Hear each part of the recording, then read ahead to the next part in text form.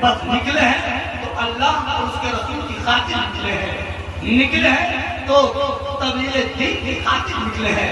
अगर निकले हैं तो जो लोग जिनके जुल्फ जो है ईमान और अकायद की जुल्फें बिखरी हुई थी, उन बिखरी हुई जुल्फों को सवारने के लिए सरकार अल्लाह की राह में निकले, अल्लाह की राह में निकले तो आज भी एक कसीर उनकी बारगाह में हाजिरी देती है, उनसे एक खिताब फैज हासिल करती है।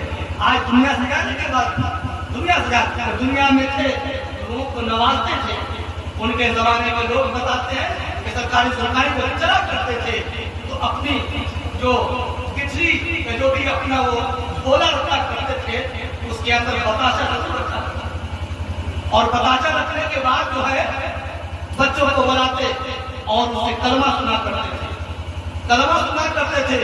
कोई बच्चा अगर एक कलमा सुना रहा है उसको एक बताशा मिलता, कोई बच्चा दो कलमा सुना रहा है उसको दो बताशे मिलते, कोई तीन सुना रहा है तीन मिला करता था। और बच्चों को ये कहा करते थे, अब ये बात मुरीदों को समझ में नहीं आती थी कि क्या मामला है, सरकारी सुनते हैं कलमा सुनते हैं बताशा देते हैं, कलमा सुनते हैं बताशा देते हैं। मेरे अजीजों मुरीदों को ये बात समझ में नहीं आई। एक मर्तबा ऐसी सरकारी सुल्तान बैठे हुए हैं और एक बच्चा पहुंचा सरकारी सुल्तान की बारगाह में और कहा सरकारी सुल्तान मुझे दो बताशे दीजिए, मुझे दो बताशे दीजिए। कहा क्यों?